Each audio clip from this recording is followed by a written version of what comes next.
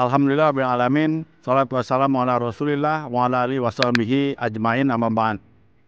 Saudaraku muslimin muslimat yang dirahmati Allah Subhanahu wa taala, ada salah satu kewajiban bagi muslimin atau muslimat apabila seseorang itu sudah mengetahui dan memahami ilmu, maka kewajiban itu adalah mendakwahkannya.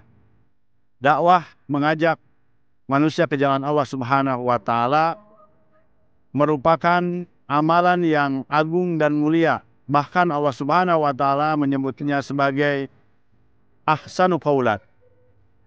Ia berfirman di dalam surat Fussilat ayat 33, "Wa man ahsanu qaulan mimman da'a ilallah wa 'amila shalihan wa qala innani minal muslimin."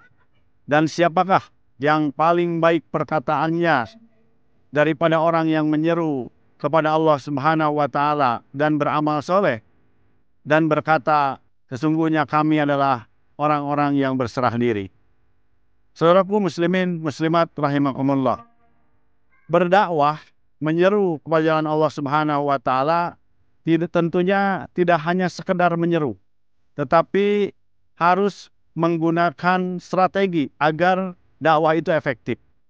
Di antara jalannya, di antara strateginya adalah dengan cara lemah lembut dalam menyampaikan kebaikan.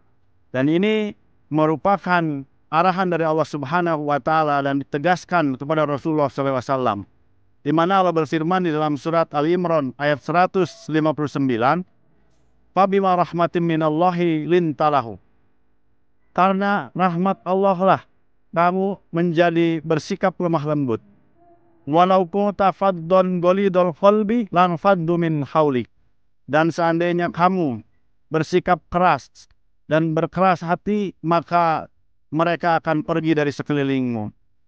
Inilah kelembutan yang diajarkan di dalam Islam. Dan kelembutan ini kemudian akan menjadikan dakwah ini semakin efektif dan bisa diterima oleh orang-orang yang kita tuju agar menerima dakwah itu.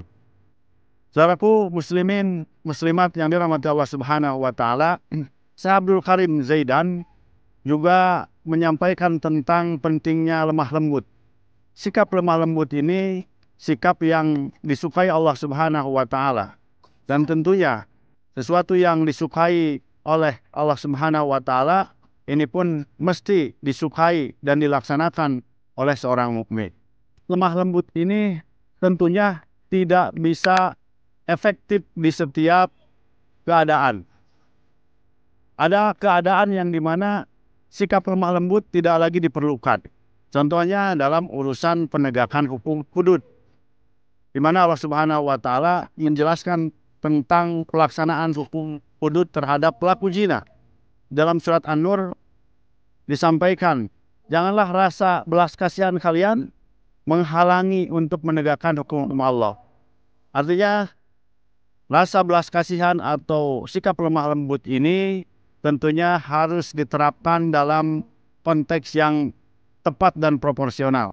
Mudah-mudahan kita para aktivis dakwah dan para kaum muslimin yang juga memiliki kewajiban untuk berdakwah diberikan oleh Allah Subhanahu wa taala sikap lemah lembut dan diberikan juga sikap yang proporsional dalam menempatkan sikap lemah lembut itu. Demikian, Assalamualaikum warahmatullahi wabarakatuh.